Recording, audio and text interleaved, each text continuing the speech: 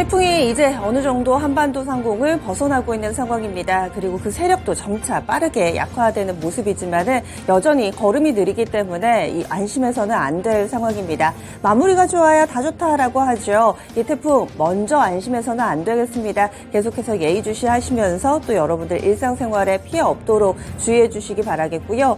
증시 이야기 한번 해보겠습니다. 오늘은 금요일입니다. 주 중반에 시장 분위기가 서서히 좀 살아나면서 안심하신 분들도 있으실 텐데요. 증시 역시도 끝날 때까지 끝난 게 아니죠. 이번 주 주말 조금 더 편한 이 이틀을 보내시려면 오늘장 마무리 정말 중요합니다. 금요일장도 저희와 함께 해보시죠. 핵심 뉴스 알아봅니다. 이번 주 시작할 때부터 주간 증시 전망에서 가장 중요한 날 10일이 꼽혔습니다. 왜냐하면 미국으로 현지 시간으로 10일에 CPI가 발표되기 때문에 이 부분을 주목하면서 움직임이 그동안에 꾸준히 나타났었죠. 10일을 기점으로 해서 그 전에는 관망세 그리고 그 이후의 분위기가 정해질 것이다. 따라서 이번에 발표된 CPI 정말 중요했습니다.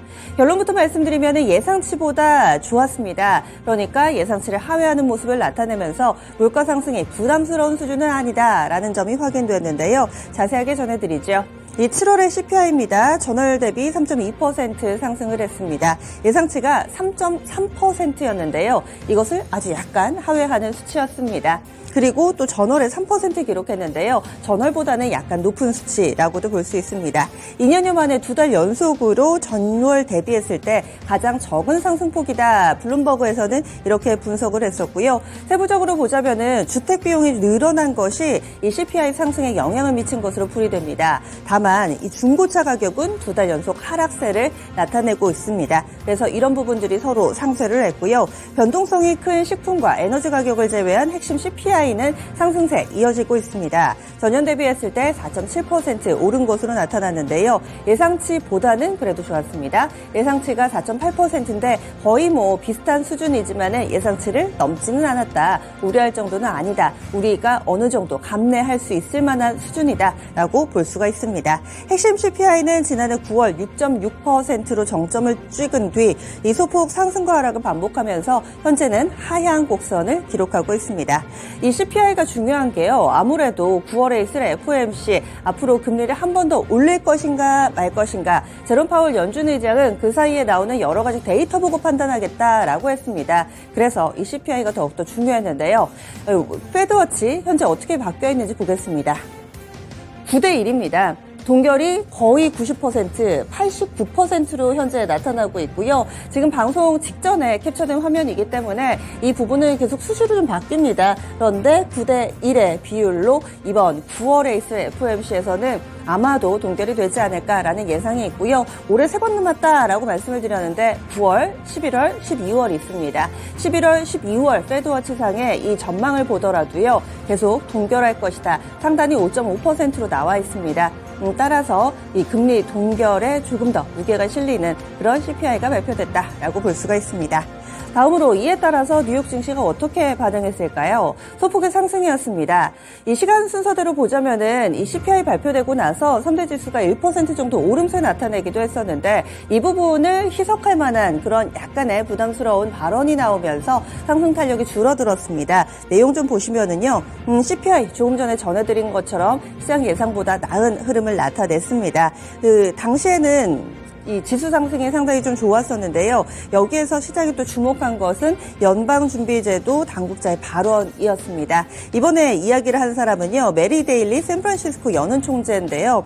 이번에 발표된 이 지표 CPI와 관련해서 이것이 승리가 우리 것이라고 말할 수 있는 데이터 지점은 아니다. 그러니까 너무 들뜨지 말자라고 이야기를 했습니다. 금리를 추가적으로 인상을 할지 더 오래 동결을 할지 아직 결정하지 않았고 다음 회의까지 나오는 지표가 너무 많아서 지금 예측하기에는 아직 이르다라며 섣부른 동결론에 약간의 좀 제재를 가하는 모습이었습니다. 이에 따라서 상승 탄력이 둔화되면서 3대 지수는 강보합권에서 거래 마쳤습니다. 다음으로 미국에서 나왔던 내용 그리고 전 세계적으로 최근 열광하고 있는 키워드 비만 치료제 얘기 좀 나눠보겠습니다. 이쪽으로는 뉴스가 상당한데요. 현재 전 세계적으로 비만 치료제가 품귀 현상을 빚고 있습니다. 그런데 문제는 이겁니다. 비만 같은 경우는 지금 전 세계적으로 인구도 좀 늘어나고요. 당초에 비만 약으로 개발을 했던 것이 아니라 당뇨병 치료제를 비만으로 병증을 확대해서 적용증을 확대해서 사용하는 경우가 많기 때문에 문제는 당뇨로 고생하시는 분들조차도 이 약을 구하기가 힘들어지는 상황이라는 겁니다. 국내에서도 상황은 비슷한데요. 현재 이 비만 치료제를 만들고 있는 일라이릴리, 노보 노디스크 역시나 마찬가지의 상황을 나타내고 있습니다. 회사 측에서는 수요가 갑작스럽게 증가해서 생산이 못 따라가는 상태다라고 이야기를 하는데요. 전 세계적으로 관심이 쏟아지고 있는 노보 노디스크의 이 위고비는 사실 세계 1위의 비만약은 아니었습니다. 그런데 역시나 트민남, 트렌드에 민감한 남자 앨런 머스크가 이 약을 사용을 해서 살을 뺐다라고 SNS에 올리면서 그때부터 붐을 타기 시작했었는데요. 위고비는 그래서 전 세계적으로 상당히 좀 몸값이 점차 올라가고 있습니다. 의약업계 그리고 제약업계 모두 다 마진이 높은 비만약 생산에 집중했던 결과다라면서 지적하고 나섰고요. 우리 정부는 일부 대체 가능 약이 있지만 현재 상황을 예의주시하겠다라고 밝혔습니다. 노보 노디스크에서도 이 사실을 인지하고 있습니다.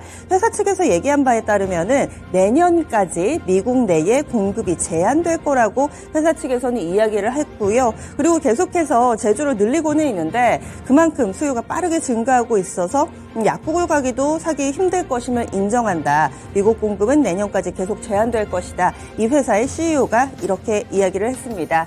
실제로 노보 노디스크의 매출을 특히 위고비의 매출 같은 경우는 2분기에 7억 3,500만 달러를 기록해서 전년 동기 대비 6배나 증가했습니다. 불티나게 팔리고 있는 상황이고요. 그리고 노보 노디스크 이 회사도 가만히 있지는 않습니다. 해파를 늘리기 위해서 여러 가지 시도를 하고 있는데 인수합병건도 한 건 발표가 됐습니다. 캐나다 퀘벡 몬트리올에 본사를 두고 있는 비만 전문 치료제 이 제약기업입니다. 인버사고 파마라는 업체 인수하기로 했는데요. 최대 현금 10억 7,500만 달러를 지급하는 조건에 인수하기로 합의했다라는 소식까지 전해지고 있습니다.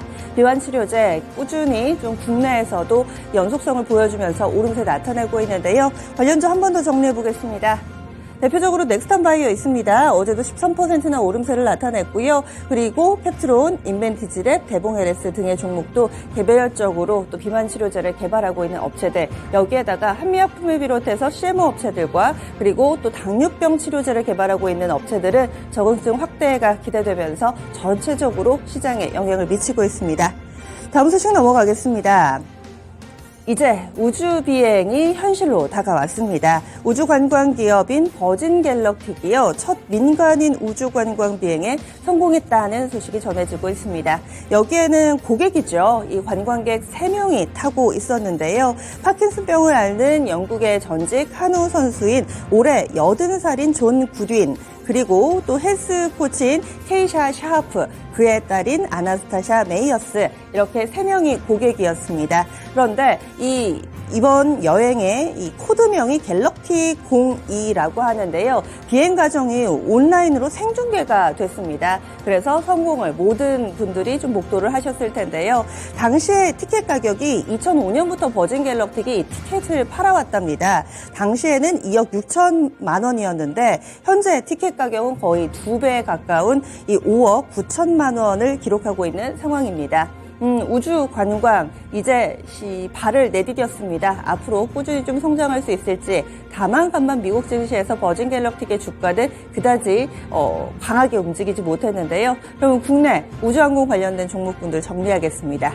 국내에서는 아직 좀 생소합니다. 우주여행을 간다? 좀 갸웃하실 텐데요. 일단 관련 기술이 그만큼에 도달해 있다는 점에 의미가 있습니다. 캔코어 에어로스페이스, 그리고 인텔리안테크, 한국항공우주, 하나시스템과 하나에어로스페이스 등의 종목분들이 있는데요.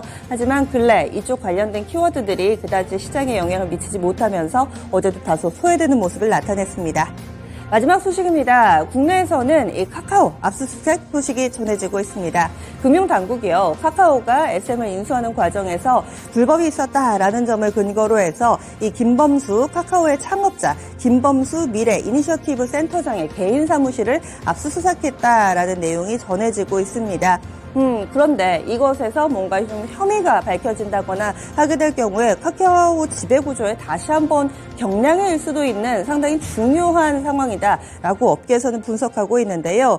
만약 혐의가 확인이 되면 SRM 인수를 발판으로 나스닥 시장 상장을 추진해온 카카오 엔터에도 악재가 될 것으로 예상되고 있습니다. 카카오 그룹주들 다시금 파도를 만났습니다. 잘 헤쳐나갈 수 있을지 카카오, 카카오뱅크, 카카오페이, 카카오게임즈까지 이 카카오 상장주들이 상당히 많은데요. 직접적으로는 지주사 카카오에 영향을 미칠 만한 재료까지 알려드렸습니다.